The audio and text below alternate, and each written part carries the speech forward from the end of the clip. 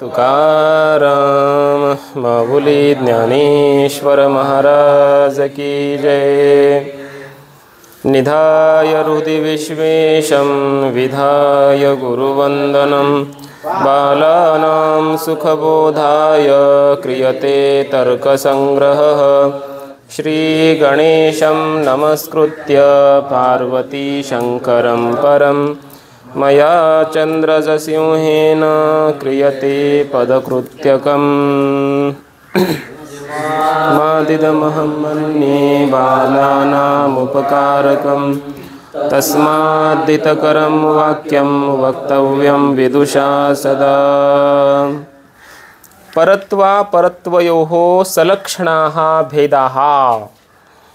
परत्व आणि अपरत्व या दोन्हींचं लक्षणासह भेद म्हणजे प्रकार काय आहेत, कसे आहेत याचा विचार या ठिकाणी ग्रंथकार करत आहेत. पुढचा गुण आहे परत्व आणि अपरत्व, दोन्हीचं एकत्र लक्षण त्यांनी केलेलं आहे. परत्व वेगळा गुण आहे, अपरत्व वेगळा गुण आहे, पण दोन्ही एकमेकाच्या सापेक्ष आहेत ना. न परत्वम इति अपरत्वम, परत्व आणि अपरत्व म्हणून दोन्हीचं लक्षण एकत्र त्यांनी केलेलं आहे. परापर व्यवहारा साधारण कारणे परत्वा परत्वे.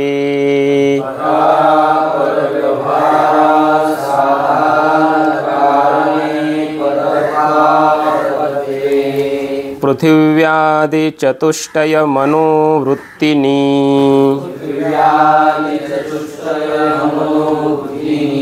ते द्विविधे दिक्कृते कालकृते च दूरस्थे दिक्कृतं परत्वं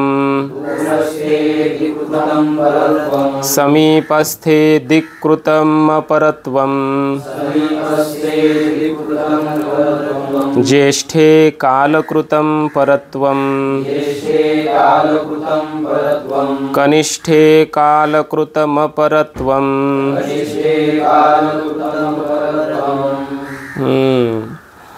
पर अपर व्यवहार असाधारण कारणे परत्वा परत्वे. परत्वा परत्वे हे द्विवचन आहे. परत्वं च अपरत्वं च इति परत्वा परत्वे. नपुंसकलिंगी असल्यामुळं त्वे असं झालं, बरोबर ना. गृहम गृहे गृहाणी तसं गृहे परत्वा परत्वे हे दोन. कोण कोण? परत्व आणि अपरत्व असा अर्थ. हे आहे लक्ष्य. त्याचं लक्षण काय आहे? पर अपर व्यवहार असाधारण कारणे, म्हणजे क्रमाने लावायचं ते. पर व्यवहार असाधारण कारणम परत्वम, अपर व्यवहार असाधारण कारणम अपरत्वम. पर व्यवहाराचं जे असाधारण कारण त्याला परत्व म्हणतात आणि अपर व्यवहाराचं जे असाधारण कारण त्याला अपरत्व असे म्हणतात. असं क्रमाने घ्यायचं. दिलं एकत्र पर अपर व्यवहार दोन्ही एकत्र घेतलं. पर व्यवहार अपर व्यवहार आणि त्याची असाधारण कारण ही दोन आहेत, परत्व आणि अपरत्व. इथं क्रमाने घ्यायचं. मग पर व्यवहाराचं असाधारण कारण परत्व, अपर व्यवहाराचं अपरत्व, बरोबर ना. पर म्हणजे काय आणि अपर म्हणजे काय, त्याचा अर्थ आहे पर आणि अपर. हे स्पष्टीकरण पुढे येणार आहे. थोडक्यात लहान मोठेपणा, हां, न्यून वृत्ती, अधिक देशवृत्ती, न्यून देशवृत्ती, लहान मोठा आपण सरळ म्हणतो ना. हा पर आहे म्हणजे मोठा आहे, हा अपर आहे म्हणजे लहान आहे. हे जे लहान मोठेपण असतं ते कालकृत आणि त्याला काय म्हणतात वयोकृत वगैरे. दिक्कृत, दिशाकृत, देशकृत आणि कालकृत असं दोन प्रकारचं असतं. मोठेपण आणि लहानपण दोन्ही, परत्व आणि अपरत्व. पुढे येणार आहे हा विषय, म्हणजे इथंच. सध्यापुरतं काय? परत्व आणि अपरत्व. लहान मोठेपणा, मोठेपणाच्या व्यवहाराला कारण परत्व आणि लहानपणाच्या व्यवहाराला कारण अपरत्व. पृथिव्यादी चतुष्टय मनोवृत्तींनी याचा अर्थ असा की पृथ्वी आदी चतुष्टय म्हणजे 4, पृथ्वी जल तेज वायू हे 4, आणि मनोवृत्तीने म्हणजे मनामध्ये राहतं, म्हणजे 5 ठिकाणी हे परत्व अपरत्व राहतं. कुठं कुठं? पृथ्वी जल तेज वायू हे 4 आणि मन, शेवटचं मन, ह्या 4 द्रव्यामध्ये हे परत्व आणि अपरत्व राहतं, असा याचा अर्थ आहे. ते आता कारण कसं आहे, पृथ्वी कार्यरूपाने वेगवेगळी आहे. हा घट मोठा, हा घट लहान, पर अपर असा व्यवहार होतो की नाही. पृथ्वीमध्ये होतो, जलात होतो, तेजात होतो, वायूत होतो, मनात होतो, पर अपर व्यवहार. पण आकाश काल दिशा आत्मा हे व्यापक आहेत, त्याच्यामुळे ते पर आहेत का अपर आहेत असा विषयच पडत नाही. पण आकाश काल दिशा आत्मा मन यांच्यामध्ये परत्व अपरत्व राहत नाही. जे परिच्छिन्न पदार्थ आहेत त्यांच्यामध्ये जो सापेक्षिक लहान मोठेपणा आहे तिथं हे राहणार. म्हणून पृथ्वी आदी चतुष्टय मनोवृत्तीने असं म्हटलं, बरोबर. ते द्विविधे, हे परत्व आणि अपरत्व 2 प्रकारचं आहे. दिक्कृते कालकृते च, दिशाकृत आणि कालकृत. म्हणजे काय बघा, दूरस्थे दिक्कृतम परत्वम. दिक्कृत परत्व म्हणजे काय? दूरस्थे, दूरच्या देशामध्ये. इथून गावाकडे समजा, इथून ऋषिकेशला, दिशाकृत, दिक्कृत, दिक म्हणजे दिशा, दिशाकृत दूरस्थ, बरोबर ना, दूर असणं. दूरस्थे दिक्कृतम परत्वम, दूरस्थे म्हणजे दूरच्या देशामध्ये दिशाकृत परत्व असतं. इथून ऋषिकेश घ्या का हरिद्वार घ्या, आळंदीहून हरिद्वार कसं आहे, दूर आहे की नाही, याला म्हणायचं पर आहे. आणि हरिद्वारपेक्षा आपल्याला पुणे कसं आहे, जवळ आहे. देहू जवळ आहे की नाही, याला काय म्हणायचं, परत्व अपरत्व. दिशाकृत, या दिशेला आम्हाला काय आहे म्हटले, पुणे जवळ आहे, पुण्याहून जायचं आहे हरिद्वारला, पण पुणे जवळ आहे आम्हाला, पण हरिद्वार कसं आहे तिथून पुढं आणखी बरंच लांब आहे. दूरस्थे, जितका जितका दूर असेल तितका तितका पर. पर पर पण कोणतं पर? परत्व दिक्कृत परत्व.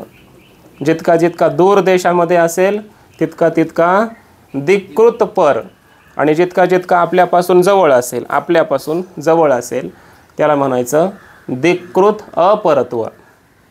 दिशाकृत अपरत्व म्हणजे जवळपणा, समजलं ना. समीपस्थे दिक्कृतम अपरत्वम, तेच म्हटलंय पुढं. समीपस्थे म्हणजे जवळचा जो पदार्थ आहे, आपल्यासाठी पुणे कसं आहे, जवळ आहे, तर मग पुण्याच्या ठिकाणी काय राहील, दिशाकृत दिक्कृत अपरत्व राहील, आणि हरिद्वारमध्ये काय राहील, दिशाकृत परत्व राहील, असा अर्थ. ज्येष्ठे कालकृतम परत्वम, ज्येष्ठ म्हणजे आपल्यापेक्षा वयानं जो मोठा आहे. बहुतर सूर्य विक्रिया संयोगित्वम असं काहीतरी लक्षण केलं आहे न्यायशास्त्रामध्ये. बहुतर म्हणजे जास्त सूर्यकिरणाचा संबंध ज्याला आला तो मोठा असतो. आपल्या भाषेमध्ये ज्यानं जास्त उन्हाळे खाल्लेत, बरोबर ना, तेच आहे न्यायशास्त्र, थोडी भाषा वेगळी आहे. सूर्याच्या किरणांचा संपर्क ज्याला जास्त आला आपल्यापेक्षा, कारण जो आपल्या अगोदर जन्माला आला त्याच्यामुळे त्यानं जास्त सूर्य पाहिले की नाही, दिवस पाहिलेत, सूर्याचे किरण जास्त घेतले. जास्त सूर्यकिरणाचा संपर्क ज्याचा आला त्याला म्हणायचं ज्येष्ठ, आणि कमी सूर्यकिरणाशी संबंध आला त्याला काय म्हणायचं, कनिष्ठ, असा याचा अर्थ आहे. तर मग ज्येष्ठे, जो ज्येष्ठ आहे, वयानं आपल्यापेक्षा मोठा आहे, तर त्याला म्हणायचं कालकृतम परत्वम. ज्येष्ठाच्या ठिकाणी कालकृत परत्व आहे, मोठेपण आहे, काळाने मोठा आहे तो आपल्यासाठी. कालकृत, काळाने केलेलं मोठेपण, काल या अवच्छेदाने असलेलं मोठेपण, काळाच्या दृष्टीने आपल्यापेक्षा तो मोठा आहे, वयानं मोठा आहे आमच्यापेक्षा, असं म्हणतो की नाही आपण. कालकृत परत्व म्हणायचं त्याला ज्येष्ठाच्या ठिकाणी. आणि कनिष्ठ भाऊ असेल तर आपल्यापेक्षा लहान आहे, मग त्याच्या ठिकाणी काय राहतं, कालकृत अपरत्व. कनिष्ठे कालकृतम अपरत्वम, शेवटी म्हटलंय कनिष्ठाच्या ठिकाणी कालकृत, कालाने अपरत्व, लहान. मग कालाने लहान मोठा आणि दिशेने लहान मोठा, हे लहान मोठे पण जे झालं परत्व अपरत्व 2 प्रकारचं. दिशेने दूरच्या देशामध्ये असतं ते दिक्कृत परत्व, जितकं जितकं जवळ असेल आपल्या शरीराच्या त्याला म्हणायचं दिक्कृत अपरत्व, लहान मोठे पण, बरोबर.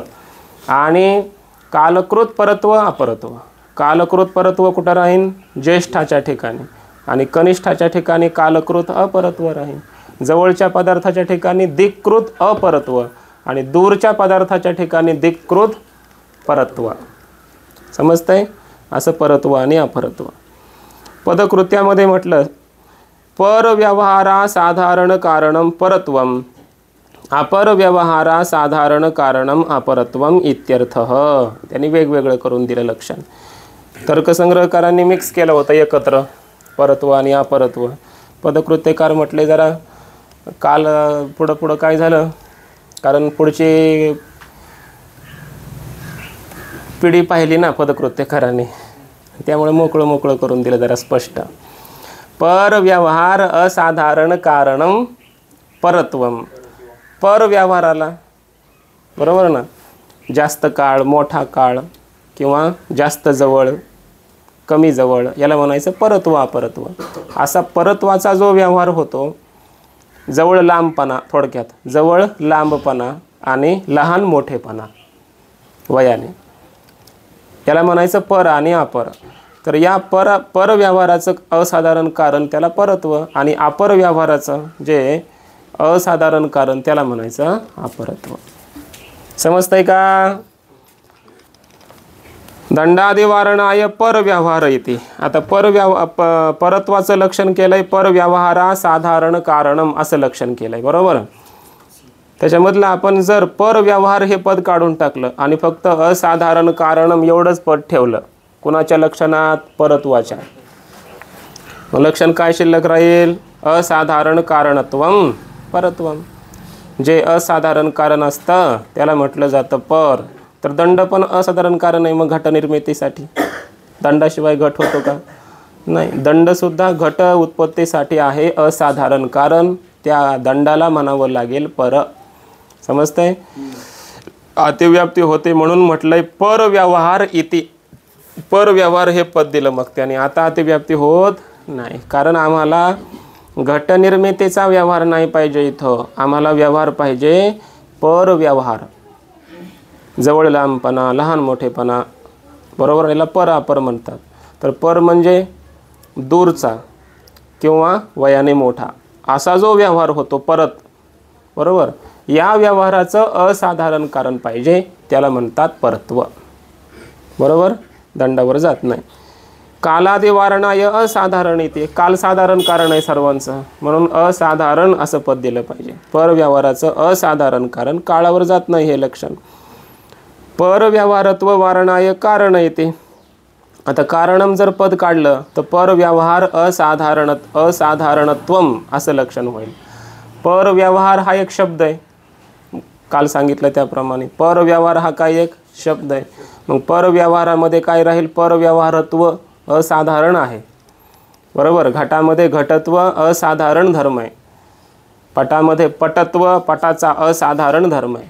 तसं परव्यवहारामध्ये परव्यवहारत्व असाधारण धर्म आहे, बरोबर. अतिव्याप्ती परव्यवहारत्व या असाधारण धर्मावर अतिव्याप्ती ही होऊ नये म्हणून कारणम पद दिलंय. आता परव्यवहारत्व हे काय? असाधारण धर्म आहे त्याचा, पण कारण आहे का?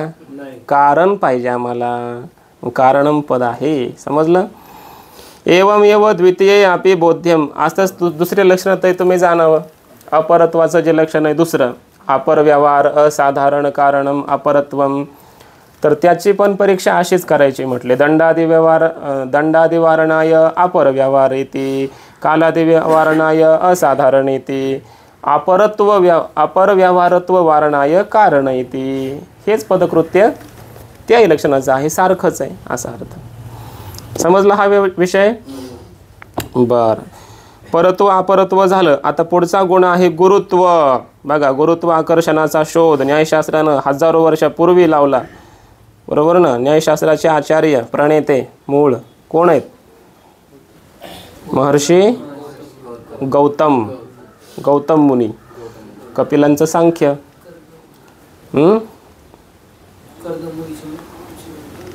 नाही ते वेगळे आहेत.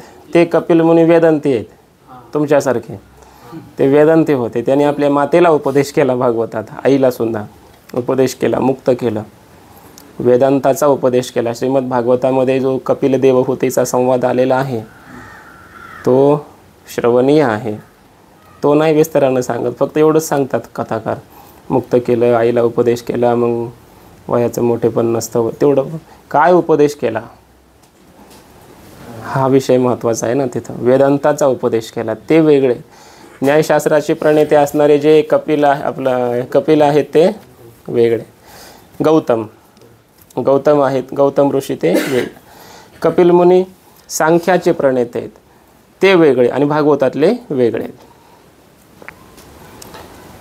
त्या गुरुत्व आकर्षणासंबंधी या ठिकाणी आता विचार आहे पहा.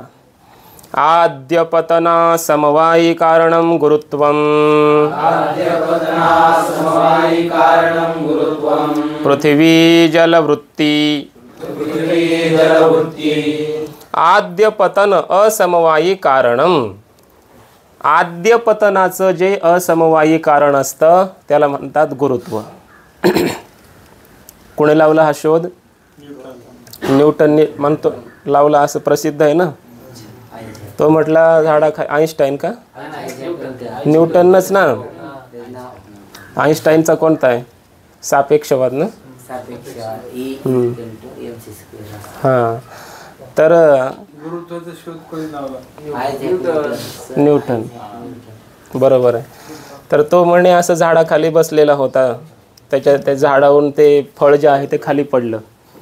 मग त्याने विचार केला की हे झाडाचं जे फळ आहे ते खालीच का पडलं. त्या विचारातून त्याला गुरुत्वाकर्षणाचा शोध लागला.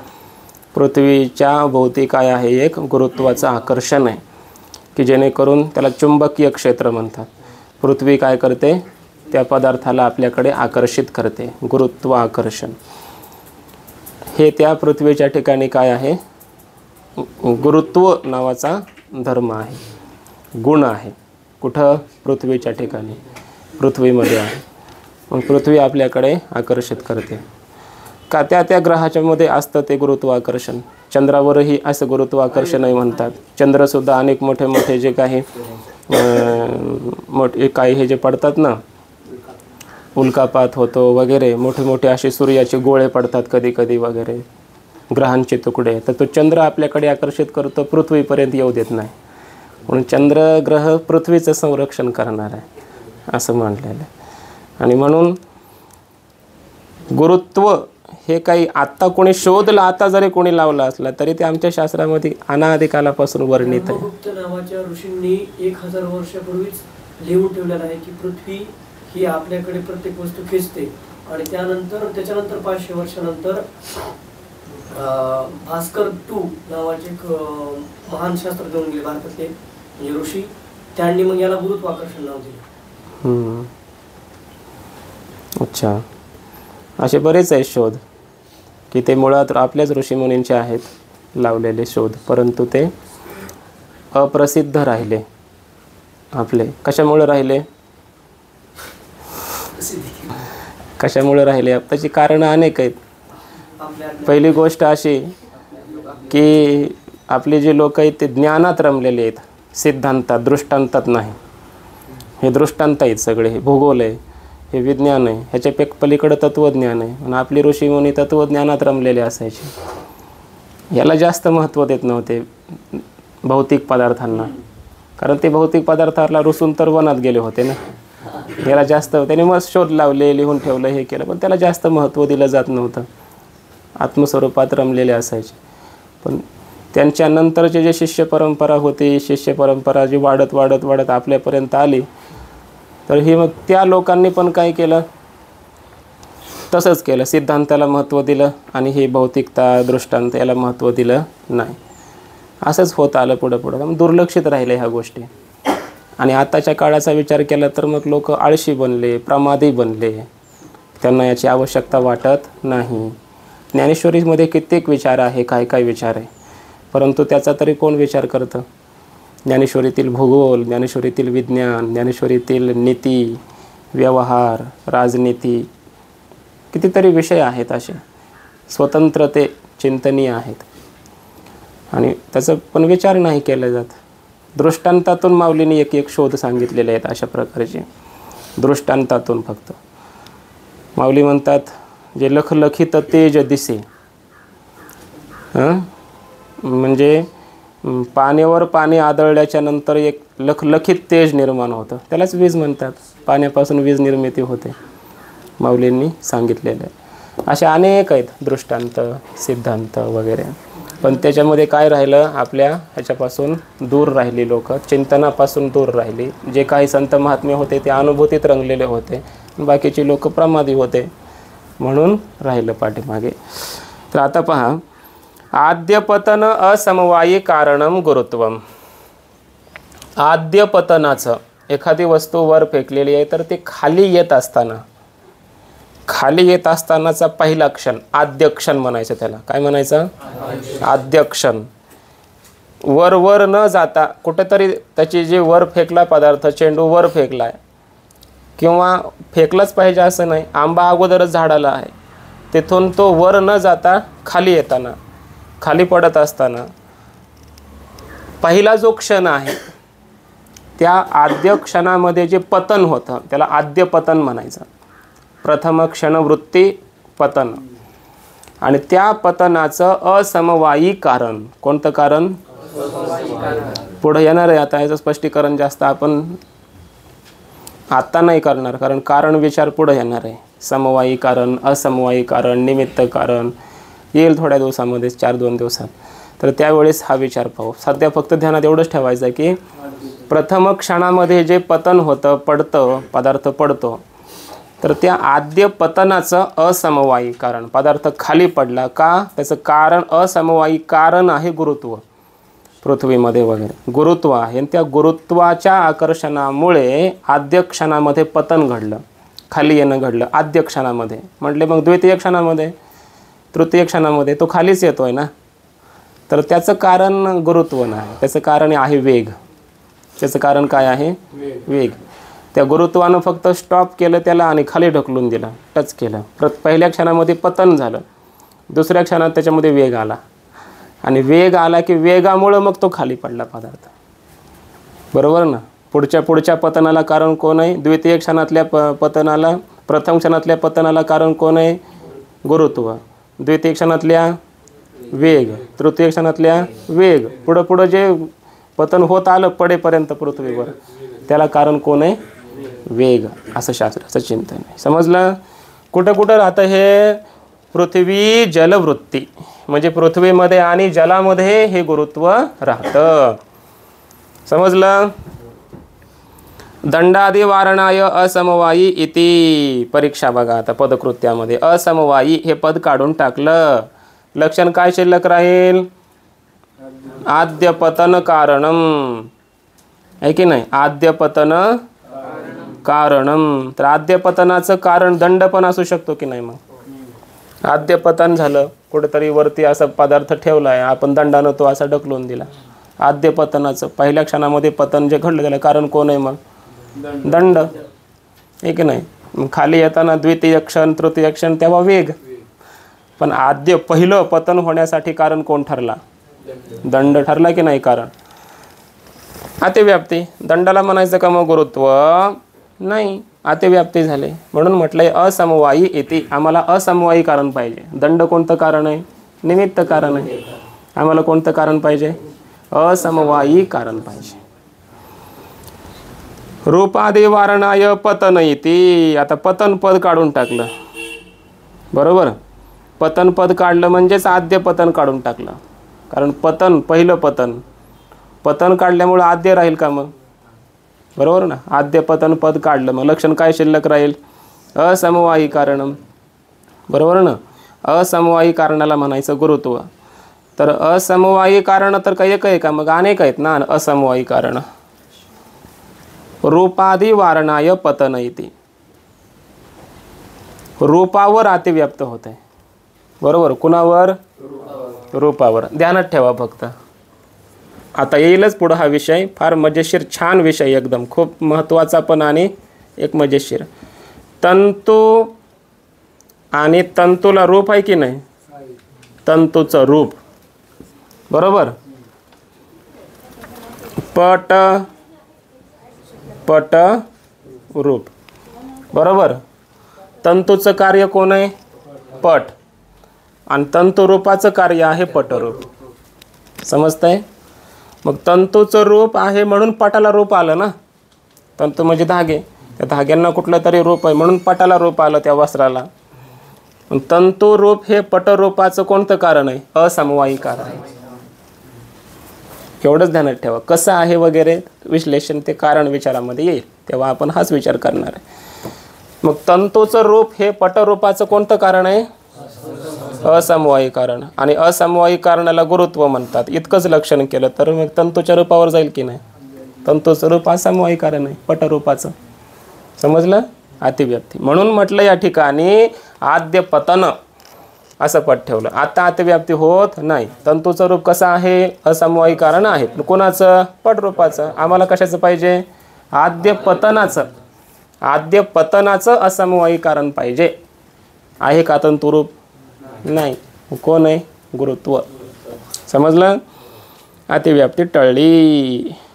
झालं गुरुत्व. आता पुढं पहा. द्रवत्वस्य सभेदम लक्षणम.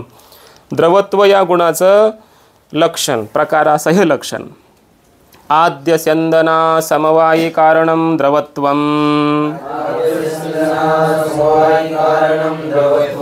पृथिव्यप्तेजो वृत्ती तद्विविधम सांसिद्धिकम नैमित्तिकम च. सांसिद्धिकम जले नैमित्तिकम पृथिवी तेजसोः. पृथिव्यां घृतादावग्निसंयोगजं द्रवत्वं. तेजसी सुवर्णादौ. आद्य स्यंदन असमवायी कारणम द्रवत्वम. आद्य म्हणजे पहिल्या क्षणामध्ये. स्यंदन म्हणजे वाहन. स्यंदन म्हणजे काय? वाहन. आद्य क्षणामध्ये जे वाहनं घडलं, पाणी लवंडलं समजा वाहतंय, तर वाहनं जे घडलं एखाद्या द्रवरूप पदार्थाचं, द्रवरूप पदार्थ वाहतो. काही सांडलं, तेल सांडलं, तूप सांडलं, दूध सांडलं, पाणी वगैरे वाहतं की नाही ते. मग त्याचं जे आद्य पतन नाही, आता स्यंदन. स्यंदन म्हणजे वाहनं. पहिल्या क्षणामध्ये जे स्यंदन होतं, वाहनं होतं, त्याचं असमवायी कारण आहे द्रवत्व. त्या पदार्थामध्ये द्रवत्व आहे म्हणून पहिलं क्षण वाहनं घडलं. जर आता हा पेन आहे, हा वाहिला का? का नाही? ह्याच्यातली घनीभूतता आहे म्हणून. समजतंय ना? आणि पाणी लवंडलं, तांब्या लवंडून दिलं, पाणी वाहायला लागलं, ते राहिलं का जाग्यावर? नाही. त्याचं स्यंदन घडलं. कुणाचं? पाण्याचं. बरोबर. पहिल्या क्षणातच पहिल्या क्षणामध्ये जे वाहनं घडलं त्याचं असमवायी कारण आहे त्या पाण्यामध्ये असणारा द्रवपणा, द्रवत्व. पाणी द्रव आहे की नाही? द्रवरूप पदार्थ आहे, पातळ पदार्थ आहे, त्यामुळं तो वाहला. पहिल्या क्षणामध्ये त्याचं जे स्यंदन झालं त्याचं असमवायी कारण आहे द्रवत्व. मग दुसऱ्या क्षणात वेग. बरोबर ना? त्याच्यामध्ये वेग एकदा आला की वेगामुळे मग ते पाणी वाहत जातं. त्याचं कारण वेग असेल, उतार असेल, पुन्हा अन्य कारणं वाढत राहतात. पहिलं जे वाहिलं ना, पहिलं कारण जर कोण असेल पहिल्या क्षणाचं, पहिल्या क्षणामध्ये जे वाहनं घडलं त्याचं असमवायी कारण आहे त्या पदार्थामध्ये असणारं द्रवत्व. समजतंय ना? पृथिव्यप तेजो वृत्ती. हे द्रवत्व कुठं कुठं राहतं म्हटलंय? पृथ्वी. अप म्हणजे जल आणि तेज. तेजामध्ये स्यंदन म्हणजे हे तेजामध्ये सुद्धा स्यंदन आहे. हे वाहतं. सूर्याची किरणं वाहतात की नाही? हे पदार्थ तेजरूप काही पदार्थ आहेत. पुढं सांगणार आहे सुवर्ण वगैरे तेजरूप पदार्थ आहे. त्याच्यात सुवर्णाचा द्रव केला. द्रव म्हणजे त्याला काय करतो आपण? अग्नीचा संपर्क देऊन त्या सुवर्णाचा रस तयार केला तर मग तो काय होतो? वाहतो की नाही? सुवर्ण तेजरूप पदार्थ आहे. समजतंय? मग तेजामध्ये सुद्धा द्रवत्व असतं असाचा अर्थ आहे. पृथ्वी, जल आणि तेज. तद द्विविधम. हे जे द्रवत्व आहे ते दोन प्रकारचं आहे. सांसिद्धिकम नैमित्तिकमच्या. सांसिद्धिक द्रवत्व आणि नैमित्तिक द्रवत्व. सांसिद्धिक द्रवत्व म्हणजे स्वाभाविक रूपाने. पाण्यातला द्रवपणा कोणी निर्माण केलाय का? मूळतःच नैसर्गिक आहे. ईश्वर प्रदत्त त्याच्या ठिकाणी तो मूलतःच धर्म आहे पाण्याचा. द्रवत्व असणं सांसिद्धिक. आणि नैमित्तिकम. नैमित्तिक द्रवत्व. म्हणजे कुठल्या तरी निमित्ताने द्रवपणा आला, मुळात नव्हता पण कुठल्या तरी निमित्ताने आला असा त्याचा अर्थ. त्याला म्हणायचं नैमित्तिक अशा प्रकारचं द्रवत्व. कुठं कुठं कोणतं कोणतं आहे त्याची उदाहरणं पुढे दिलीत. सांसिद्धिकम जले, स्वाभाविक रूपानं असणारं जे द्रवत्व आहे ते कुठं आहे? पाण्यामध्ये स्वाभाविकच द्रवत्व आहे, त्याला सांसिद्धिक म्हणायचं. आणि नैमित्तिकम पृथ्वी तेजसोह, पृथ्वी आणि तेजामध्ये जे द्रवत्व आहे ते नैमित्तिक आहे, कुठल्या तरी निमित्ताने येतं पृथ्वीमध्ये. काही पदार्थांना अग्नीच्या संपर्कामुळं वगैरे त्या पृथ्वी त्या तेजामध्ये वगैरे काय होतं? द्रवत्व प्राप्त होतं. म्हणजे उदाहरण सांगा ना.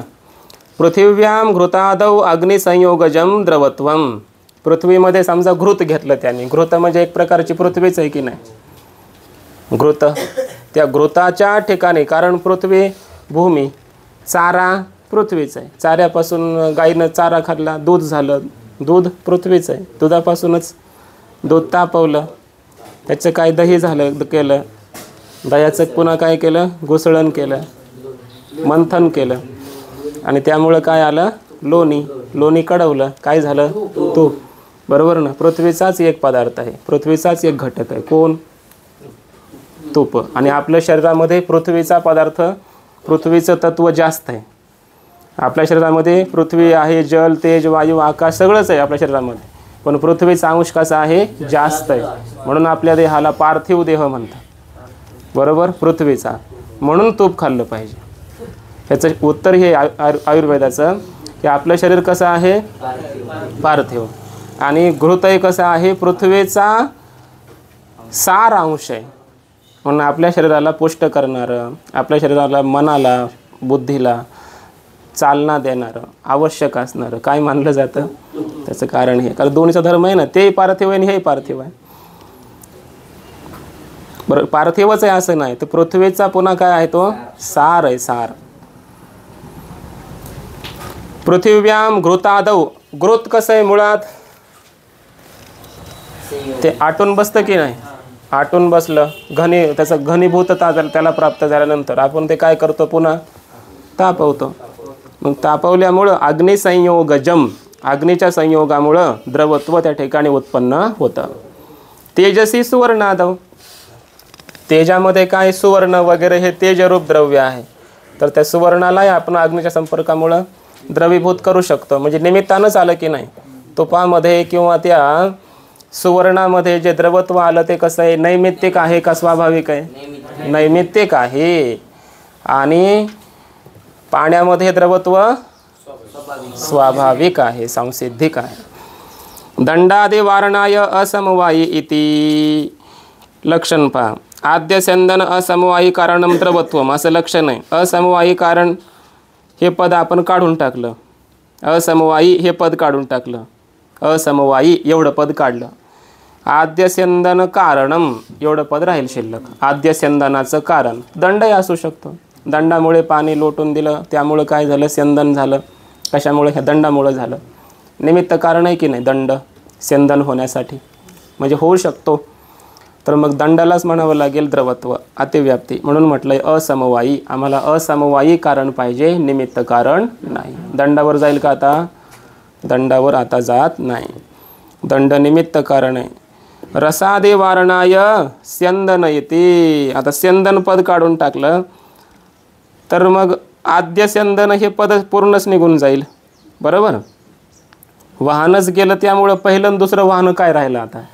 समजतंय ना. म्हणून आद्य स्यंदन पद गेलं निघून, मग शिल्लक राहिलं फक्त असमवायी कारण. मागाच्या प्रमाणे असमवायी कारणाला म्हणायचं द्रवत्व.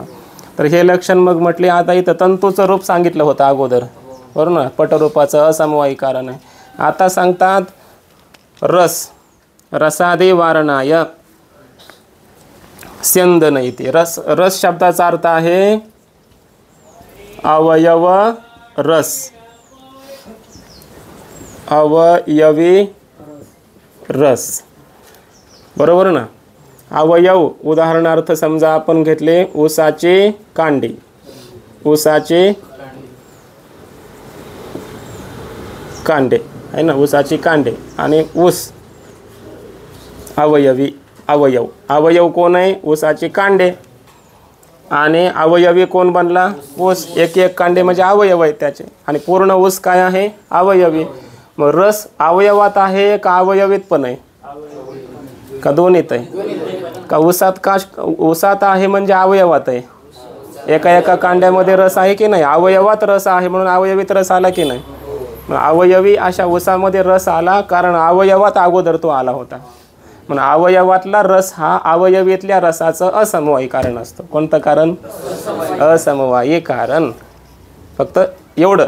आता अवयव रसावर झाली की नाही अतिव्याप्ती? मग अवयवाचा रस अवयवीच्या रसासाठी असमवायी कारण असतो, म्हणून असमवायी कारणालाच म्हणावं द्रवत्व. एवढंच लक्षण केलं तर असमवायी कारण, तर मग अवयवातला रस पण आहे अतिव्याप्ती.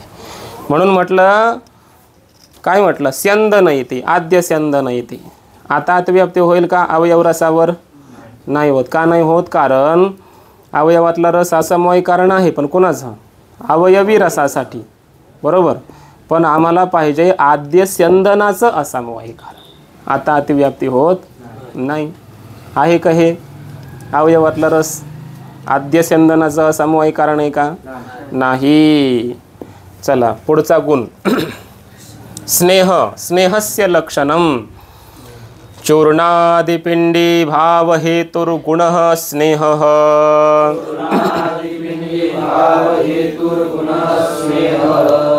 जलमात्र वृत्तिः. चूर्णादि पिंडी भाव हेतुः गुणः स्नेहः. स्नेह लक्ष्य. चूर्णादि पिंडी भाव हेतुर्गुणः. हे काय झालं? लक्षण. चूर्णादि पिंडी भाव हेतुत्वे सती गुणत्वम असं लक्षण होईल दोन पद आल्यामुळे. चूर्णादि पिंडी भाव. चूर्ण म्हणजे काय? पीठ वगैरे. पिष्टम. चूर्णम पिष्टम. खाली पदकृत्यात दिले पहा. चूर्णम नाम पिष्टम. पिष्ट म्हणजे काय? पीठ. तदेव आदिर्यस्य मृत्तिकादेः सह चूर्णादिः. आणि पीठच असतं की नाही अगोदर? मृत्तिका वगैरे यांच्या अगोदर काय असतं? पीठ असतं. त्याला म्हणायचं चूर्णादि.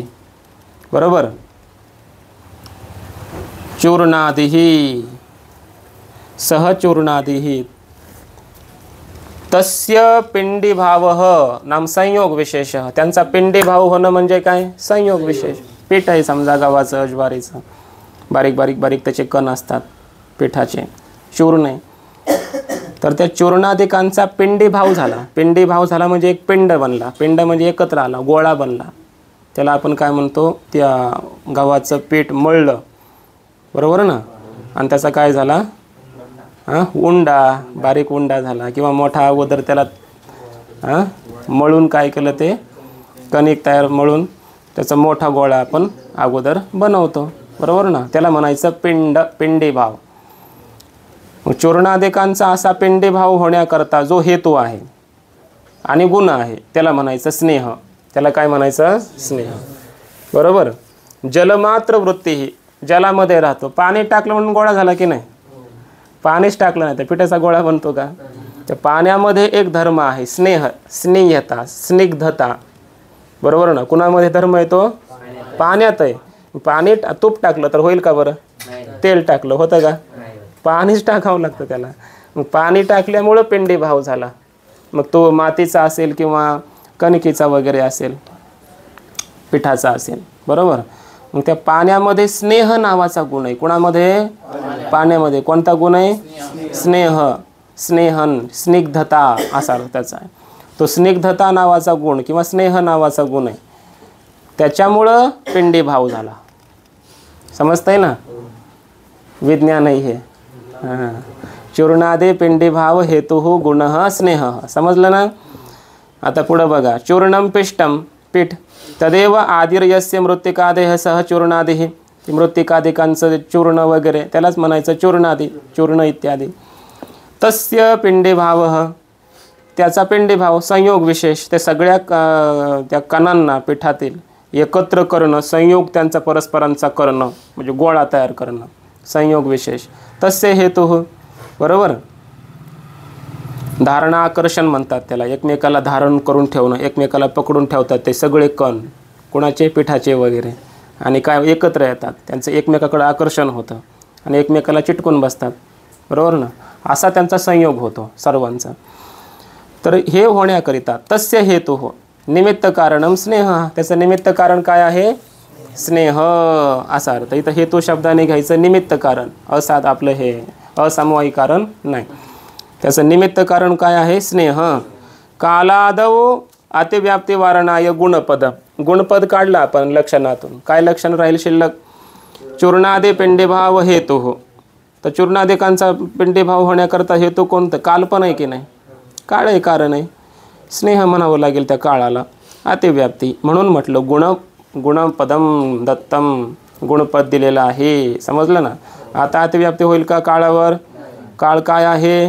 चूर्णादि पिंडी भावास हेतू आहे, साधारण कारण आहे, पण कसा नाही? गुण नाही. काय नाही? गुण नाही. तो आम्हाला गुण पाहिजे, त्याला आम्ही स्नेह म्हणतो. रूपादौ अतिव्याप्ती वारणाय पिंडी भाव इति.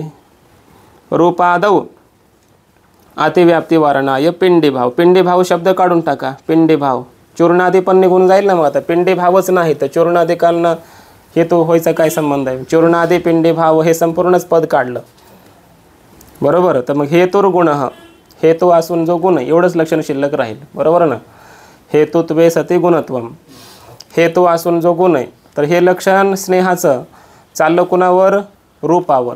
कोणत्या रूपावर? अगोदर सांगितलंय त्या तंतुरूपावर. पटरूपासाठी तंतुरूप काय आहे? कारण आहे की नाही? असमवायिक कारण आहे की नाही? मग हेतुत्वे, हेतू म्हणजे हेतू आहे की नाही? कारण आहे. आणि तंतूचं रूप, रूप हा एक गुण आहे. रूप हा काय आहे? 24 गुणापैकी गुण आहे. म्हणजे तंतूचं रूप काय? हेतू आहे आणि गुणही आहे, बरोबर. अतिव्याप्ती कुणावर? तंतुरूपावर. कुणाची? लक्षणाची. कुणाच्या लक्षणाची? स्नेहाच्या लक्षणाची. कोणतं लक्षण? हेतुत्वे सती गुणत्वम. इतकंच लक्षण केलं तर अतिव्याप्ती होते. म्हणून म्हटलंय चूर्णादि पिंडी भाव. पिंडी भाव इति, चूर्णादिकांचा पिंडी भाव असं पद दिलं. आता अतिव्याप्ती होत नाही. आम्हाला पटरूपाचं कारण नाही पाहिजे हो. मग चूर्णादि पिंडी भाव होण्यासाठीचं कारण पाहिजे. चूर्णादिकांचा पिंडी भाव करायचा आहे, त्याचं असाधारण कारण पाहिजे. त्याचं असाधारण कारण पाहिजे आणि गुण पाहिजे. त्याला आम्ही स्नेह म्हणतो. तसं तंतूचं रूप नाही आहे, अतिव्याप्ती होत नाही. चूर्णपदम स्पष्टार्थम, हे जे चूर्णपद दिलं ना, चूर्णादि, हे कळावं म्हणून. पिंडी भाव एवढंच जरी म्हटलं तरी चालतं. पिंडी भाव म्हणजे पिंडी भाव कशाचा आहे? मग पिंडी भाव होण्याकरिता जो हेतू आहे आणि गुण आहे इतकंच लक्षण आहे खरं. पण चूर्णादि असं जे लक्षणामध्ये पहिलं पद दिलं आहे ते कळावं म्हणून. चूर्ण, मातीचं चूर्ण, गव्हाच्या पिठाचं चूर्ण, ते चूर्णाचा पिंडी भाव असं कळावं म्हणून चूर्णादि हे पद दिलं आहे. नुसतं पिंडी भाव जरी म्हटलं असतं गोळा करण्यासाठी जे कारण ठरतं, कशाचाही करा, जसा होत असेल त्याचा करार करणार ना तुम्ही, बरोबर ना. त्या पिठाचाच गोळा करा तुम्ही, करणार कशाचा गोळा? दुसऱ्या पिठाचाच करणार, मातीचाच करणार, बरोबर ना. तरी ते द्यायची गरज नव्हती मग त्यामुळं, पण कळावं म्हणून दिलंय. स्पष्टार्थम, बरोबर ना. स्पष्ट अर्थ व्हावा म्हणून, असा अर्थ त्याचा. अर्थ स्पष्ट व्हावा म्हणून. झालं. आता यानंतर पुढचा गुण आहे शब्द. कोणता गुण आहे? शब्द. शब्दस्य लक्षणम भेदौच, शब्दाचं लक्षण आणि भेद. श्रोत्रग्राह्यो गुणशब्द आकाशमात्र वृत्ति सद्विविधो ध्वन्यात्मको वर्णात्मकश्च तत्र ध्वन्यात्मको भेर्यादौ वर्णात्मकः संस्कृत भाषादिरूपः श्रोत्रग्राह्यो गुणः शब्द. शब्द नावाचा पुढचा आहे गुण. त्याचं लक्षण करत आहेत. श्रोत्रग्राह्यत्वे सती गुणत्वम. श्रोत्रग्राह्य, श्रोत्र म्हणजे श्रवणेंद्रिय, श्रवणेंद्रियाने ग्राह्य, ग्रहणीय, ऐकल्या जाणारा, बरोबर ना, ज्याचं ज्ञान होतं. श्रवणेंद्रियाने ज्याचं ज्ञान होतं आणि जो गुण आहे त्याला म्हणतात शब्द, बरोबर ना. हा शब्द कुठं राहतो म्हटले? आकाश मात्र वृत्ती ही, आकाशातच फक्त शब्द नावाचा गुण राहतो. आकाशाचा तो एक असाधारण गुण आहे. कोण? शब्द. कोणाचा गुण आहे? हां, शब्द गुणकम आकाशम. गेलता ना पाठीमागे, असा असता संबंध त्याचा. आकाश सांगताना सांगितलं शब्द गुण जिथं राहतो ते आकाश. आता शब्द सांगायचा आहे. आकाशाचा जे असाधारण धर्म त्याला म्हणायचं शब्द. आणि श्रवणेंद्रियाने ज्याचं ज्ञान होतं असा एक गुण आकाशात राहणारा, आकाशातच राहणारा, बरोबर, त्याला म्हणायचं शब्द. न्यायशास्त्र सांगतं शब्द हा फक्त आकाशाचाच गुण आहे. वेदांतशास्त्र सांगतं पाचही महाभूताचा गुण आहे तो. आकाशामध्ये प्रतिध्वन्यात्मक शब्द आहे. वायूमध्ये बी सी असं कोण वाचतं मग? त्या वायूचा शब्द आहे ना तो, बरोबर. त्या तेजामध्ये तेज आहे की नाही, त्या अग्नीमध्ये तेजामध्ये भाड भाड भाड असा अग्नी होतो ना, भूक भूक अशा प्रकारे. ध्वनीचं आहे की नाही त्या अग्नीमध्ये, अग्नी पण वाचतो की नाही. आणि ह्याच्यामध्ये जल पाण्यामध्ये बुडबुड बुडबुड वाजतं की नाही, पाणी वाहतं, खळखळ वाहतं, वेगवेगळ्या प्रकारे आवाज येतो की नाही. आणि पृथ्वी तर आहेच आहे, कडकडा शब्द हा, एखादं झाड फेड तुटलं कडकड कडकड कडकड येतो की नाही आवाज, मृदंगामध्ये वगैरे येतोच ना, पृथ्वीच आहे. म्हणून पाचही महाभूतांमध्ये शब्द नावाचा गुण राहतो असं वेदांताचं कथन आहे. न्यायशास्त्र सांगतं नाही, आकाशातच राहतं. आकाशातलाच तो शब्द तुम्हाला वायूमध्ये तेजामध्ये प्रतीतीला येतो, मुळात तो आकाशाचाच आहे असं न्यायशास्त्राचं म्हणणं आहे. मग आपल्याला ग्राह्य कोणाचं? आपल्याला ग्राह्य वेदांताचं. न्यायशास्त्र चाललं असलं तरी. सद्विविधो. आता हा जो शब्द आहे तो दोन प्रकारचा आहे. समजलं? किती प्रकारचा आहे? दोन प्रकारचा आहे. ध्वन्यात्मको वर्णात्मकश्च. ध्वन्यात्मक आणि वर्णात्मक. ध्वनी म्हणजे आवाज येणं आणि वर्ण म्हणजे भाषा वगैरे. अ आ इ ई उ ऊ हे काय आहेत? क ख ग घ हे वर्ण आहेत सर्व. आणि ध्वनी म्हणजे फक्त आवाज येणं, तो पण शब्दच आहे की नाही. तत्र ध्वन्यात्मको भेर यादव. भेरी वगैरे वाजवली आहे की नाही, पिपाणी आहे की नाही, वेगवेगळ्या प्रकारचे मुरली बासरी. त्याच्यामध्ये ध्वन्यात्मक शब्द आहे. कोणता शब्द आहे? ध्वनिरूप असा अर्थ. ध्वन्यात्मक म्हणजे काय? ध्वनिरूप असणारा. ध्वनी येते फक्त वेगवेगळ्या प्रकारचा मृदंगामध्ये वगैरे. आणि वर्णात्मक संस्कृत भाषादि रूप. वर्णात्मक शब्द कोण आहे? वर्ण. ज्या शब्दामध्ये वर्ण असतात मग आहे की नाही. राम, राम ह असं पद आहे संस्कृतमध्ये. मग र हलंत र एक वर्ण आहे, त्याच्यामध्ये आ हे एक वर्ण आहे, म हलंत, त्याच्यात अ, हे चार वर्ण आहेत. चार वर्ण मिळून एक राम शब्द बनला, बरोबर. या भाषेमध्ये शब्दांमध्ये वर्णरूप शब्द असतो. समजलं? वर्णरूप. कुठं? संस्कृत भाषा वगैरे, हिंदी भाषा, मराठी भाषा, त्या भाषेचे जे भाषा असते त्या भाषेच्या रूपानं कोण असतो? वर्णात्मक शब्द असतो. आणि फक्त आवाज येतो त्याला ध्वन्यात्मक शब्द म्हणायचा. शब्दत्वे अतिव्याप्ती वारणाय गुण येते. शब्दत्वावर अतिव्याप्ती होते म्हणून गुणपद दिलंय बघा या ठिकाणी. हा, गुणपद काढून टाकलं. लक्षण काय शिल्लक राहील? श्रोत्रग्राह्य शब्द. श्रवणेंद्रियाने ज्याचं ज्ञान होतं त्याला शब्द म्हणतात असं लक्षणाचा अर्थ झाला. तर आपण पाठीमागे पाहिलंय की ज्या इंद्रियाने ज्या व्यक्तीचं ज्ञान होतं त्याच इंद्रियाने त्या व्यक्तीच्या जातीचं आणि अभावाचं ज्ञान होतं. मग ज्या इंद्रियाने, श्रवणेंद्रियाने ज्या व्यक्तीचं ज्ञान होतं म्हणजे शब्दाचं ज्ञान होतं, मग त्याच इंद्रियाने म्हणजे त्याच श्रवणेंद्रियाने कोणाचं ज्ञान होईल? शब्दत्व जातीचं आणि शब्दाच्या अभावाचं. शब्दत्वावर अतिव्याप्ती झाली. समजलं ना? शब्दत्व जातीवर. कारण शब्दत्व जातीसुद्धा श्रोत्रग्राह्यच आहे, बरोबर. म्हणून म्हटलं गुण. आता गुणपद ठेवल्यानंतर अतिव्याप्ती होत नाही. का? कारण ती जाती आहे. आम्हाला काय पाहिजे? गुण पाहिजे. रूपादि वारणाय श्रोत्रग्राह्य येते. श्रोत्रग्राह्य शब्द काढला, फक्त गुण ठेवलं तर बाकीचे गुण आहेतच ना मग, बरोबर ना. ते आपले गुण दाखवतील, बरोबर. ते काय म्हणतील? आम्हाला पण द्या प्रॉपर्टी. कोणाची? शब्दाची. आम्हाला पण शब्द म्हणा, आम्हाला पण शब्द म्हणा. कोण म्हणतील? बाकीचे गुण. काय? आम्ही गुण आहेत ना. गुणाला शब्द म्हणतात. बाकीचे 23 गुण. शब्द हा गुण आहे पण बाकीचे 23 गुण पण शब्द गुणच आहेत ना. त्यांनाही शब्द म्हणावं लागेल. अतिव्याप्ती म्हणून म्हटलं श्रोत्रग्राह्य झाले बाजूला लगेच. बाकीचे गुण काय झाले? बाजूला. का? श्रोत्रग्राह्य म्हटल्यामुळं. 24 गुणांपैकी म्हटलं आपण, 24 गुणांपैकी ज्या गुणाचं श्रवण इंद्रियाने ज्ञान होतं तो गुण या. बाकीचे बसा कोण उठला फक्त मग शब्द, बाकीचे असा अर्थ. अतिव्याप्ती होईल का आता? नाही. वस्तुतस्तु श्रोत्रोत्पन्न शब्दस्य एव श्रोत्रग्राह्यत्वेन तद्भिन्न अव्याप्ति वारणाय श्रोत्रग्राह्य जातिमत्वे तात्पर्यात गुणपदम अनुपादेयम एव. थोडासा विचार आता. पूर्वपक्षी फार शिकलेला असतो. प्रश्न विचारण्यासाठी सुद्धा काय पाहिजे? अभ्यास पाहिजे. कोणी विचारू शकत नाही. संतांच्या अभंगावर आक्षेप घेण्याचा अधिकार कोणालाही नाही. बरोबर ना? ज्यानं शास्त्राचं 10-5 वर्ष अध्ययन केलं आहे, किमान 12 वर्ष, त्याला पहिलं विचारायचं तो को बरं आहे असं का म्हटलं. कोणी म्हटलं ना त्याला पहिलं म्हणायचं, तो 12 वर्ष अभ्यास केलास का? नाही, बस खाली. तुला प्रश्न विचारायचा सुद्धा अधिकार नाही तुला. आधी अधिकार संपादन कर मग ये. समजतंय ना? म्हणून कुणाही बरोबर प्रश्नोत्तरी करत बसायचं नाही, शक्यतो करायचीच नाही. हां, त्याच्याबरोबर वाद करायचा नाही, त्यामुळे विवादही करायचा नाही. बरेच जण काय करतात, आम्ही वाद नाही करत, मग विवाद करतात. विवादही नका करू त्याच्याबरोबर आणि वादही करू नका. त्याला पहिलं प्रेमानं सांगा, तू शिकलास का बाबा? शिकून ये, जरा अभ्यास कर, चिंतन कर. तुला उठ के सूट काही आक्षेप घ्यायचे, तुको बरं यावर ज्ञान बरं, तुला अधिकार कोणी दिला?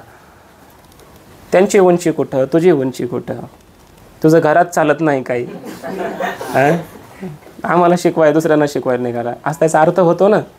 म्हणून कुणालाही अधिकार नाही. त्या उंचीला जावं लागतं, मग संभाषण, त्याला वाद म्हणतात, ते करण्याची योग्यता प्राप्त होते. शंकराचार्य आणि मंडन मिश्र दोन्ही विद्वान आहेत, तेव्हा वाद झाला. कोणाही बरोबर त्यांनी वाद केला का? छाटछुटकुनी कोणाच्याही बरोबर नाही ना वाद करणार कोण. एक विद्वान एखाद्या मूर्खाबरोबर वाद करायला चालतं का? नाही, दोन्ही विद्वान पाहिजे. चर्चा करायची ना तुला, आधी अभ्यास कर, मग आपण परीक्षा करू संत वाङ्मयाची. तुको बरं आहे आणि असंच का म्हटलं, तसंच का म्हटलं. जसं इथं करतो ना आपण परीक्षा लक्षणाची, तशी मग परीक्षा करू, परीक्षण करू आपण त्याचं. आधी काय करायला पाहिजे? मग अभ्यास. परीक्षा कधी होते? अभ्यास केला तर ना. अभ्यासच नाही केला, परीक्षा द्यायचंच कारण नाही ना. नापासच आहे ना मग तो, परीक्षा न देताच. हां, हे सांगायचं आहे की पूर्वपक्षी अभ्यास केलेला आहे आणि त्याने प्रश्न असा विचारला की तो म्हणतो की समजा हे काय, समजा श्रवणेंद्रिय आहे. काय आहे हे? श्रवणेंद्रिय. आता हे आपले आमचे गणेश काय हे माऊली मस्त काढत असे चित्र, कानाचं चित्र काढता का? हां, कानाचं चित्र समजा, कान आहे हे. समजलं? लक्ष द्या, समजा, कल्पना करा. कल्पनाच आहे नाही तरी सारी कल्पना करा. हा काय आहे? कान. मला लहानपणी सवय होती चित्रकला, चित्रफित्र काढायचो मी, पण खूप नाद होता. कविता लिहायचो मी लहानपणी. माझ्या ती वही गावाकडं आहे अजून. आळंदीला आल्यास ओव्या अभंग लिहायला लागलो. स्वतःच माझे अभंग लिहायचे मी. ओव्या लिहायच्या. एक वारकरी भेटले, म्हणजे तुझे कोण वाचणार आहे अभंग? इथं एवढे संत वाङ्मयात अभंग पडले, ओव्या आहे, त्याचा अभ्यास करा आधी. तेव्हापासून बंद केलं. तर हे पहा, हे कान आहे. हां, आणि इथं एक व्यक्ती बसला आहे कोणीतरी. घटच आला राव. घटच आला नाही का? हे आपण असं वरी करू. हा कोणीतरी मुलगा आहे. हां, हे त्याची मान आहे. बरोबर? तर हा बोलला काहीतरी. एक न्यायशास्त्राचं म्हणजे चित्रातून तुम्हाला कळावं म्हणून सांगतो आहे. चिंतन असं आहे की इथं तो मुखानं जे काही बोलला आहे ते शब्द त्याच्या मुखात उत्पन्न झाला. समजतंय ना? मुखातून तो बोलला हे राम, आणि इकडं हा राम बसलेला आहे. बरोबर ना? हा काय इकडं? हा राम आहे. हा ऐकतोय. याने बोललेला राम हा शब्द हा कानाने काय करतोय? ऐकतोय. तर हा उच्चारलेला राम शब्द असा फाटत फाटत उत्पन्न होतो, नष्ट होतो, उत्पन्न होतो, नष्ट होतो, उत्पन्न होतो, नष्ट होतो, उत्पन्न होतो. कितीतरी वेळा उत्पन्न नष्ट होत होत होत होत कानापर्यंत आलाय. समजतंय? त्याला विचितरंग न्याय म्हणतात. मागची लाट नष्ट होते, पुढच्या लाटीला उत्पन्न करते. ती लाट नष्ट होते. प्रत्येक क्षणाला त्या लाटेचं पाणी ते समुद्रामध्येच असतं. बरोबर? ते तरंग जे असतो ते काय करतो? पुढच्या पाण्यामध्ये तरंग निर्माण करतो आणि मागचं आपण मागं राहतो. हवेमुळं तसं होतं. तर हा राम बोलला, तर राम हा शब्द त्याच्या मुखातून उच्चारला की दुसऱ्या क्षणामध्ये नष्ट झाला. द्वितीय क्षणामध्ये काय झाला? नष्ट. पण प्रथम क्षणाने काय केलं? द्वितीय क्षणाला उत्पन्न करून दिलं राम शब्दाला आणि पहिला नष्ट झाला. त्या द्वितीय क्षणवृत्ती राम शब्दाने तृतीय तृतीय क्षणामध्ये राम शब्दाला उत्पन्न केलं आणि तो नष्ट झाला. म्हणजे मागच्या शब्दानं पुढच्या क्षणामध्ये शब्दाला उत्पन्न करत गेला आणि तो मागं जिरत गेला, शब्द नष्ट होत गेला. समजतंय न्यायशास्त्राचं कथन. तर असा इथं उत्पन्न झाला, नष्ट झाला. पुन्हा याने काय नष्ट होताना पुढच्याला उत्पन्न करून दिला आणि मग नष्ट झाला. पुन्हा हा शब्द काय झाला, पुढच्याला उत्पन्न करून दिलं, हा नष्ट झाला. या शब्दानं याला उत्पन्न करून दिलं, हा नष्ट झाला. या शब्दानं याला उत्पन्न करून दिलं, हा नष्ट झाला. समजतंय? असं होत होत होत कुठपर्यंत आलं, हे इथपर्यंत शब्द आला, हा नष्ट झाला आणि हा शब्द इथं कानानं ऐकलाय. समजतंय का? मग इथून जे शब्द उत्पन्न झाले, नष्ट झाले, उत्पन्न झाले, नष्ट झाले, तो इथं नाही, हा वेगळाच आहे. हा शब्द कसा आहे, शेवटी रामच आहे, पण तो इथं जो उच्चारला तो नाही, तो नष्ट झालेला आहे. बरोबर? आणि त्याचे तरंग पुढं आलेत, शब्दाचे तरंग पुढं आलेत आणि त्या तरंगाने इथं हा शब्द कानाने इथं ऐकलेला आहे. आता मला सांगा, या क्षणामध्ये इथं जो हा शब्द आहे, हा शब्द आहे की नाही? हा शब्द आहे. आणि हे जे माग नष्ट झालेत हे सुद्धा काय आहेत? शब्दच आहेत. कानाने कोणता ऐकलाय? कानाने कोणता ऐकलाय? हा शब्द शेवटचा. समजतंय ना? लक्ष द्या, बारकावा. हा शब्द ऐकलाय कानाने. श्रोत्रग्राह्य शब्द कोणता आहे? शेवट. पहिले श्रोत्रग्राह्य आहेत का? लक्षण काय आपलं? श्रोत्रग्राह्यत्वे सती गुणत्वम. श्रोत्रग्राह्य असून जो गुण आहे त्याला म्हणायचं शब्द. तर हे बाकीचे शब्द आहेत की नाही? पण श्रोत्रग्राह्य आहेत का? श्रवणेंद्रियाने या मागच्या शब्दांना ऐकलंय का? फक्त याच शब्दाला ऐकलंय. मग हा शब्द श्रोत्रग्राह्य झाला, गुण झाला, लक्षण गेलं. बरोबर ना? शेवटच्या शब्दाला. पण मागचे ते शब्द तर आहेत पण श्रोत्रग्राह्य नाहीत, म्हणजे लक्षण जाईना ना, कमी पडायला लागलं लक्षण. समजतंय ना? लक्ष आहेत, हे शब्द आहेत की नाही हे, पण यांच्या ठिकाणी लक्षण चाललंय का? श्रोत्रग्राह्यत्वे सती हे आहे का इथं? नाही. मग लक्षण जास्त पडलं का नाही? कमी पडलं की नाही? कमी झालं लक्षण. मग याला काय म्हणायचं? अव्याप्ती. पूर्वपक्षी म्हणतो. कोण म्हणतो? असं न्यायशास्त्राचं कथन आहे, पूर्वपक्षी म्हणतो. आणि मग तुम्ही श्रोत्रग्राह्यत्वे सती असं लक्षण तर केलंय, पण बाकीच्या शब्दावर लक्षण जाईना. श्रोत्रोत्पन्नस्य शब्दस्य एव श्रोत्रग्राह्यत्वात्. श्रोत्राच्या जवळ अव्यवहित पूर्वक्षणी श्रोत्राच्या हा शब्द जो शब्द आहे तोच फक्त श्रोत्रग्राह्य आहे, बाकीचे श्रोत्रग्राह्य नाही आहेत. मग बाकीचे शब्द लक्षता आहे, लक्षण जाईना, अव्याप्ती. काय करणार तुम्ही सांगा आता? लक्षण कमी पडलं की नाही? म्हणून सिद्धांती म्हणतात, तुला माहित नाही आम्ही न्यायशास्त्री आहोत. कोण आहोत? न्यायात आम्ही शास्त्री केलंय, आचार्य केलंय, न्यायाचार्य आहोत आम्ही. मग आमच्याकडं काय एकच प्रकारचं लक्षण आहे का? आमच्याकडं बरेच लक्षणं असे करतायत. बरोबर? तर मग न्यायशास्त्रकार म्हणतात आमच्याकडे एक आणखी लक्षण आहे. मग कुणाचं? शब्दाचं. ते लक्षण आहे जातीघटित लक्षण. कोणतं लक्षण? जातीघटित लक्षण करतात. मग कारण आता हे जे लक्षण आहे ते श्रोत्रोत्पन्न शब्दाच्या ठिकाणी जातं, पण श्रोत्राच्या जवळ उत्पन्न न झालेले, मागच उत्पन्न झालेले हे जे आहेत त्यांच्या ठिकाणी मात्र हे लक्षण जात नाही. म्हणून न्यायशास्त्रामध्ये या शब्दाचं दुसरं लक्षण केलं. काय लक्षण केलं? श्रोत्रग्राह्य जातिमत्वम असं लक्षण केलं. काय लक्षण केलं? श्रोत्रग्राह्य जातिमत्वम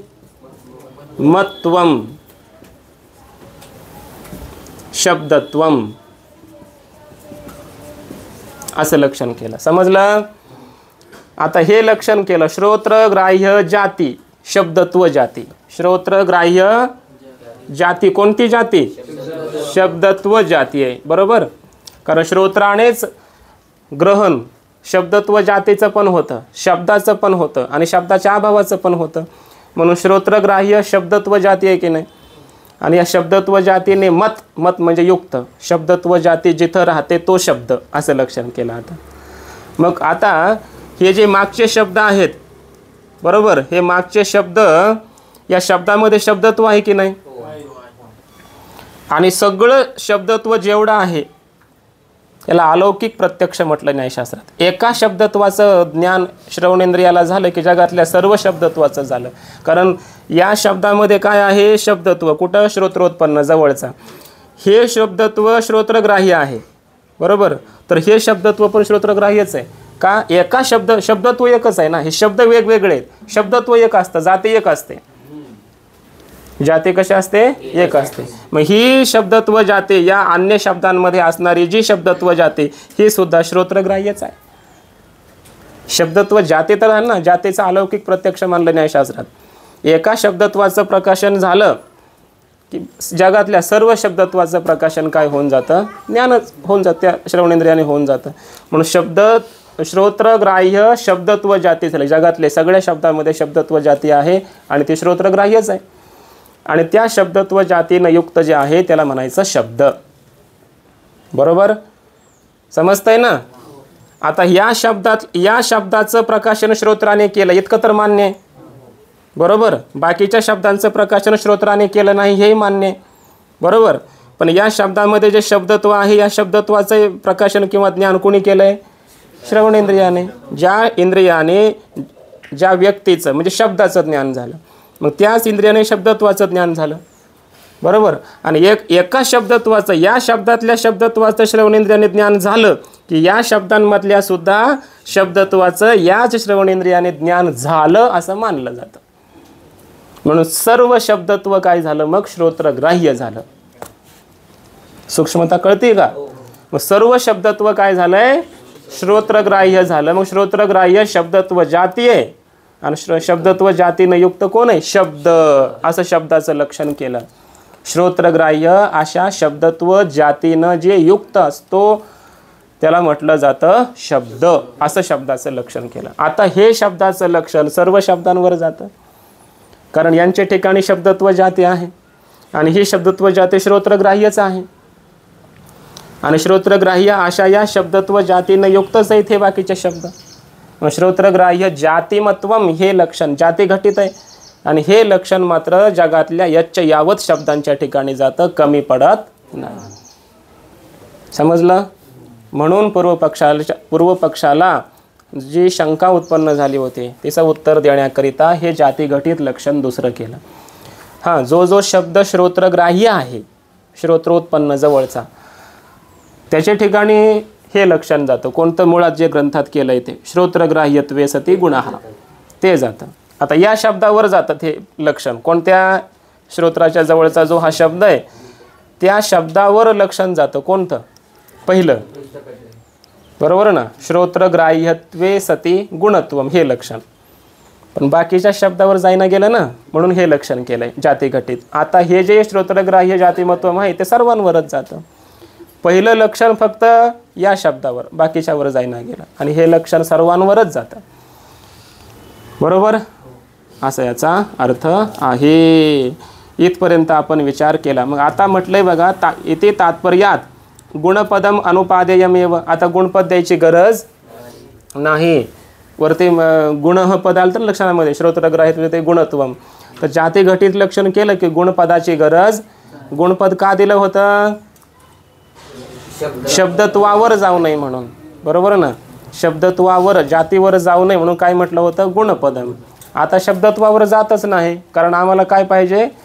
श्रोत्रग्राह्य शब्दत्व या जातीनं युक्त पाहिजे, शब्दत्व नाही पाहिजे. शब्दत्व जातीनं युक्त कोण आहे? शब्द. गुणत्व जातीनं युक्त कोण आहे? का गुणत्व? गुणत्व आणि गुण वेगळे आहे की नाही? गुणत्वाने युक्त गुणत्व नाही, गुणत्वाने युक्त गुण. धनाने युक्त कोण? धनवान. धन वेगळं, धनवान वेगळा.